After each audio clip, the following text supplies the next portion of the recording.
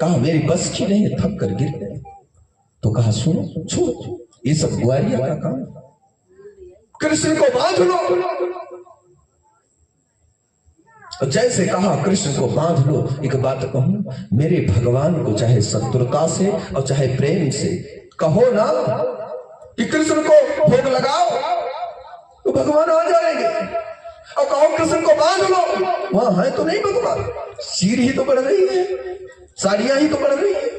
लेकिन जैसे कहा दुर्योधन ने बांध लो कृष्ण को दुशासन, तैसे भगवान प्रकट हो गए। बांध भाई, आवाहन हुआ है। अब बांधने में तो ये तो नियम नहीं है कि जंजीरें से बांधी जाएगी, रस्सी से बांधी जाएगी। अरे बांधना तो नाम से भी बांधा जा सकता है। भगवान नाम ही तो जप रहे हैं हम लोग आज 7 दिन से, क्या कर रहे हैं? धूप अगरबत्ती मेवा मिष्ठान आदि चढ़ाने से भगवान नहीं प्रसन्न होते। भगवान तो केवल भजनारथी से प्रसन्न होते, भजन से, नामों से प्रसन्न होते। इसलिए भगवान प्रकट हो गए।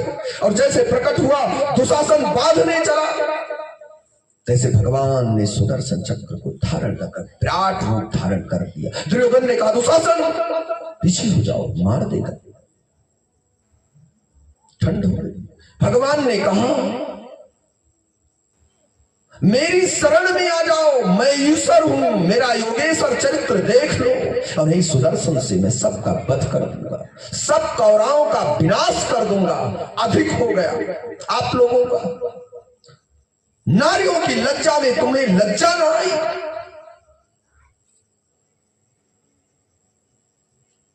दुर्योधन को कहा किसी तरीके से तुम बांध लो दुशासन गोविंद।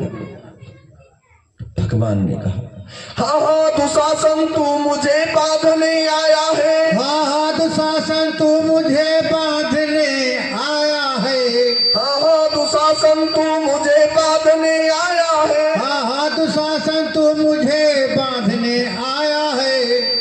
पद में पत्ताल देख, मुट्ठी में तीनों लोक देख, मुख में मेरे ब्रह्मांड देख, क्या तू मुझे बांधने आया है? भगवान ने मुख को खोल दिया, दुशासन के आगे अपनी माया योगेश्वर भगवान साक्षात अपने योगेश्वर चरित्र में सुदर्शन चक्र धारण किए और मुट्ठी में कहा तीनों लोक है, मुट्ठी खोल दिया दुशासन के आगे और पैर अपना एक हटा लिया। एक पैर को जैसे हटाया, कहा पाताल लोक देख दुशासन, मेरी मुट्ठी में तीनों लोक देख, मेरे मुख में ब्रह्मांड देख, क्या तू मुझे बांधने आया है? मेरे मुख में तू ब्रह्मांड देख, क्या मुझे बांधने आया है? पूर्व जन्म पहचान तू फिर भी मारा गया था, पूर्व जन्म पहचान फिर भी तू मारा गया था। उस मृत भूमि शमशान को पहचान जहाँ तेरी सौ पड़ी है, उस मृत भूमि को पहचान तेरी सौ जहाँ पड़ी है। दुशासन ने अगले जन्मों को देखते हुए अपने शमशान की उस सौ को भी देखा कि मेरी यहाँ अर्थियां बनी थी। भगवान शीतल हुए, चरणों में गिरा दुशासन और सारी क्रियाएं बंद हो गई।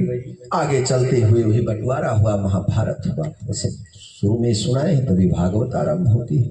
बोले बाल कृष्ण लाल की जय। अगस्त मुनि पहुंच गए, चरणों में भगवान से प्रणाम किया, कहा भगवान क्या आदेश है?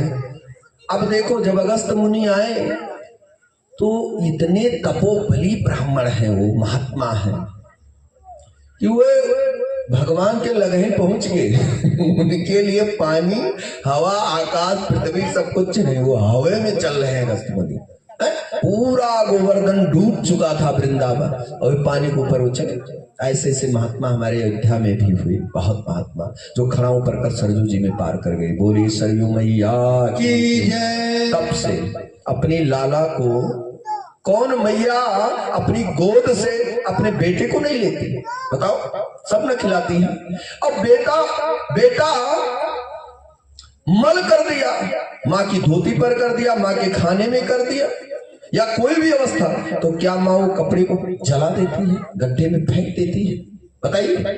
सारी क्रिया करने के बाद, धोने के बाद फिर आकर बैठकर खाती है। क्योंकि छोटा लाला भगवान का स्वरूप होता है। इसलिए मैया का महात्मा संतों ने तप कर कर उनके लाल बन गए, इसलिए उनके ऊपर खड़ाऊ पहन कर भी सरयू में लोग पार कर गए। ऐसे ऐसे महात्मा हुए हमारे अयोध्या में। बोली बाल कृष्ण लाल की जय। अगस्त मुनि वहां पहुंचे भगवान के पास। भगवान ने कहा त्रेता में भोजन किए, द्वापर में जल, सारे जल को पी लिया अगस्त मुनि और पिया। बोले तृप्त, बोले तृप्त हो गए। बोले कन्हैया आपकी लीला परंपार है। इतना खिलाया कि आज तक मुझे भूख ही नहीं लगी। अब ऐसा पिलाया कि अब मुझे पीने की जरूरत ही नहीं। वो कैसे? भागवत में नाम दर्ज हो गया स्वर्ण अक्षरों में। जिसका नाम भागवत में लिखा हुआ, अब उसको पीने की क्या जरूरत? हमारे यजमान पूजा पाठ करने के बाद 5 बार ओम प्रणाय नमः, उमापाय नमः, ओम व्यानाय नमः, उदानाय नमः, सामाय नमः 5 बार जल भोग लगाने बाद पिलाते हैं। तो उसमें अगस्त मुनि पाते हैं कि नहीं पाते? पाते हैं। बोले बाल कृष्ण लाल की जय। सुंदर भाव से चलते हुए द्वितीया तिथि आई। जब द्वितीया आ गया, अमावस्या तो खत्म हो गई ना, प्रतिपदा को सब लौट आए। नहीं, जब द्वितीया के बाद सप्तमी, प्रतिपदा से 7 दिन तक लगातार बरसात हुई थी। तो सप्तमी आए, सब लोग अष्टमी को वापस चले आए।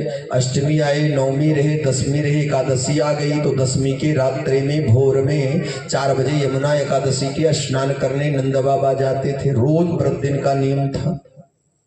तो नंद बाबा को ठीक 12 बजे रात्रि में ही याद आ गई। उनको रात्रि में ही ऐसा स्वप्न आया कि सुबह हो गया, और जब सुबह हो गया तो हम जाएं स्नान ध्यान करें। भगवान रंगनाथ भगवान की पूजा करते थे। बोले रंगनाथ भगवान की हम पूजा करें, एकादशी व्रत करना है। बड़े सुंदर भाव से जैसे अपने दास को बुलाया और धोती कपड़े आदि सबको लेकर और नंद बाबा यमुना जी की तरफ गए। 12 बजे रात्रि को आचमनी किया, प्रणाम किया गंगा जी को। पहले इसे पैर नहीं रख देना चाहिए, चाहे सरोवर हो, चाहे नदी हो, चाहे गंगा हो, चाहे तीर्थ हो। पहले प्रणाम करो, आचमनी करो, आंख धो, घूंट पानी पियो, पैर छुओ, तब अंदर प्रवेश करो। तो किसी प्रकार की बाधाएं आपको परेशान नहीं करेंगी। सुंदर ढंग से स्नान ध्यान कर आप वापस चले आएंगे।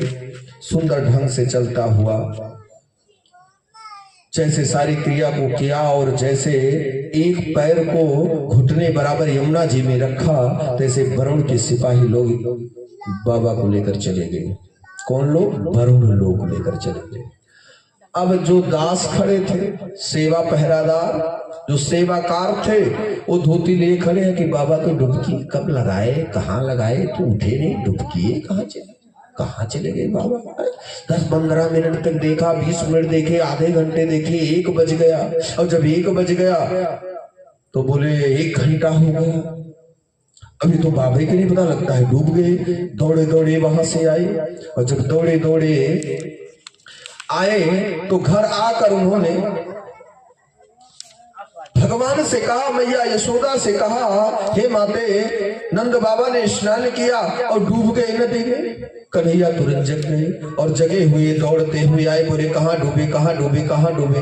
दास और यशोदा आदि सब पीछे से दौड़ते आए। और जब दौड़ते आए तो भगवान ने छलांग लगाई यमुना में, और जैसे छलांग लगाई, नंद बाबा जहाँ डूबे थे तैसे वो सीधे पहुंच गए वरुण लोक में। वहां वरुण भगवान बैठे हुए हैं। माता कद्रू, कश्यप के 13 पत्नियों में एक पत्नी का नाम था कद्रू। कद्रू के 2 पुत्र गरुण और वरुण। तो वरुण को बड़ी तप करने वाली देवी थी। कद्रू माता ने बहुत तप करती थी भगवान नारायण की।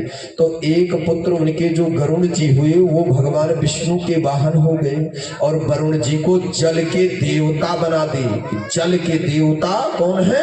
वरुण। पूरे संसार में जितने जल हैं सबके मालिक वरुण जी महाराज है। महाराज वरुण जी महाराज बैठे हुए हैं। सुंदर ढंग से सिपाहियों ने लेकर नंद बाबा को पहुंच गए। बोले बताओ, तुम्हें ये नहीं पता कि अर्धरात्रि में 12 बजे रात्रि से लेकर 4 बजे तक, 3:45 बजे तक नदी आदि यमुना को नहीं छूना चाहिए।